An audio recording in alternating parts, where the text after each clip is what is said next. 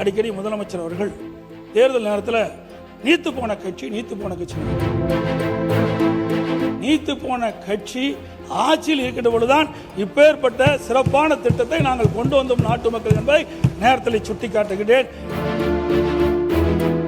அதாவது விமான விரிவாக்கம், அதில் பார்த்தீங்கன்னா கோவை, சேலம், ஒசூர், ஏன்னா அந்த விமான விரிவாக்கம் அதிகமாக தான் தொழிற்சாலை அதிகமாக வரும், பொருளாதார மேம்பாடையும் அந்த நோக்கத்தோடு நாங்கள் செயல்பட்டோம். அதேபோல் அதிமுக ஆட்சி இருக்கின்ற பொழுது தூத்துக்குடி, திருச்சி, மதுரை போன்ற விமான விரிவாக்கத்துக்கு நிலத்தை எடுப்பு பண்ணி கொடுத்தோம். அதே போல் இன்றைக்கு அண்டை மாநிலம் ஆந்திரா, கர்நாடகா போலாம் சர்வதேச விமான நிலையம் அமைக்கிறாங்க. பரந்தூர் விமான நிலையம் நம்ம அமைக்கப்படலை என்று அரசு தெரிவித்து விட்டது. பரந்தூர் விமான நிலையம், ஆனால் சர்வதேச விமான நிலையம் ஒன்று அமைக்கப்பட வேண்டும், அப்போ தான் தொழில் வளம் பெருகும். அதனால் வறட்சியான பகுதியை பார்வையிட்டு அங்கே ஒரு விமான நிலையம் அமைப்பதற்கு, இந்த சர்வதேச விமான நிலையம் அமைப்பதற்கு இந்த அரசு முயற்சி மேற்கொள்ள வேண்டும் என்று கேட்டுக்கிறேன்.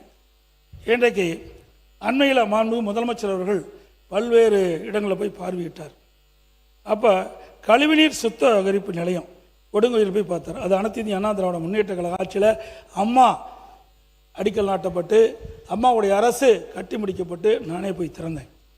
கடல் நீரை குடிநீராக்கும் திட்டம் நெம்மேலியில், அது அதிமுக ஆட்சியில் தொடங்கப்பட்டது. மெட்ரோ ரயில் திட்டம், ஒரு திட்டத்திற்கு இந்தியாவிலேயே 63,000 கோடி பெற்று அனுமதி பெற்ற ஒரே அரசாங்கம் அனைத்து இந்திய அண்ணா திராவிட அரசு. எதற்காக சொல்லின்னு சொன்னால், அடிக்கடி முதலமைச்சர் அவர்கள் தேர்தல் நேரத்தில் நீத்து போன கட்சி ஆட்சியில் இருக்கின்ற பொழுதுதான் இப்பேற்பட்ட சிறப்பான திட்டத்தை நாங்கள் கொண்டு வந்தோம் நாட்டு மக்கள் என்பதை நேரத்தில் சுட்டிக்காட்டுகிறேன். நிலையான ஆட்சி, நன்மை பயக்கக்கூடிய ஆட்சி அதிமுக ஆட்சி என்பதையும் நேரத்தில் தெரிவிக்க விரும்புகிறேன். அதோட கொரோனா காலம், அனைத்து இந்திய அண்ணா திராவிட முன்னேற்ற கழக ஆட்சி அம்மாவுடைய அரசு இருக்கின்ற பொழுது 2014 நான் முதலமைச்சரை இயக்கின்ற பொழுது கடுமையான வறட்சி, சென்னையில் குடிநீருக்கு மிக தட்டுப்பாடு, ரயிலில் தண்ணி கொண்டாந்து கொடுத்தோம்.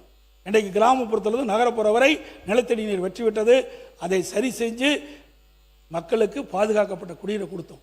பிறகு அங்கே டெல்டா மாவட்டத்தில் கஜா புயல், அங்கே டெல்டா மாவட்டம் வரை புரட்டி போட்டு விட்டது. அங்கே இருக்கின்ற விவசாய விளைநிலங்கள் எல்லாம் இன்றைக்கு சேதம் அடைஞ்சிட்டது. அங்கே இருக்கின்ற மின்கம்பங்கள், டிரான்ஸ்பாரம், துணை மின்கள் அனைத்துமே அந்த புயலால் நொறுங்கி போச்சு. அதையெல்லாம் புயல் வேகத்தில் நிவாரணம் செஞ்சு விவசாயிகளுக்கு தேவையான நிவாரண உதவி செஞ்சோம். அதே போல இந்த மின்கம்பங்கள் எல்லாம் மாற்றி அமைக்கப்பட்டது அந்த காலகட்டத்தில். அதுக்கு பிறகு கொரோனா, ஒரு ஆண்டு அரசுக்கு வருவாயே மிக மிக குறைவு. அந்த காலகட்டத்திலும் சிறப்பான ஆட்சி கொடுத்தோம். கொரோனாவுக்கு 40,000 கோடி செலவு.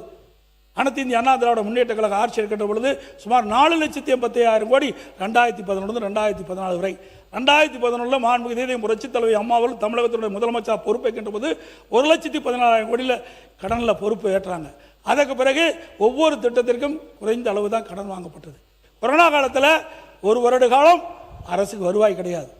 இன்றைக்கு டாஸ்மாக் வருமானம் கிடையாது, பத்திரப்பதிவு வருமானம் கிடையாது, ரோட் டேக்ஸ் கிடையாது, ஜிஎஸ்டி கிடையாது, அதே போல் எக்ஸைஸ் கிடையாது. ஆக இப்படி வருவாய் வருமானம் மிக மிக குறைவு. அந்த காலகட்டத்தை கூட சிறப்பான ஆட்சி கொடுத்த அரசு அதிமுக அரசாங்கம் என்பதை இந்த நேரத்தில் சுட்டிக்காட்ட விளைகின்றேன். அதோட இன்றைய தினம் அரிசி விலை உயர்ந்துட்டது, ஒரு கிலோவுக்கு 15 ரூபா உயர்ந்து போச்சு. அந்த கொரோனா காலத்தில் கூட விலைவாசி உயராமல் பார்த்து கொண்ட அரசு அதிமுக அரசு. இன்றைக்கு அந்த கொரோனா காலத்தில் மக்கள் வெளியிலே போய் வேலைக்கு செல்ல முடியாத நிலை, ஏழை எளிய மக்கள் எல்லாம் பாதிக்கக்கூடாது என்பதற்காக ரேஷன் கடையில் ஒரு வருஷம் விலை இல்லாமல் இன்றைக்கு அரிசி கொடுத்தோம், பருப்பு கொடுத்தோம், சர்க்கரை கொடுத்தோம், எண்ணெய் கொடுத்தோம், குடும்பத்துக்கு 1000 ரூபா கொடுத்தோம், தைப்பொங்கல் போது 2,500 ரூபா கொடுத்தோம். அத்தனையும் கொடுத்தோம். 3,04,86,000 கோடி தான் கடன் என்பதை அவையினுடைய கவனத்தை கொண்டு வரேன்.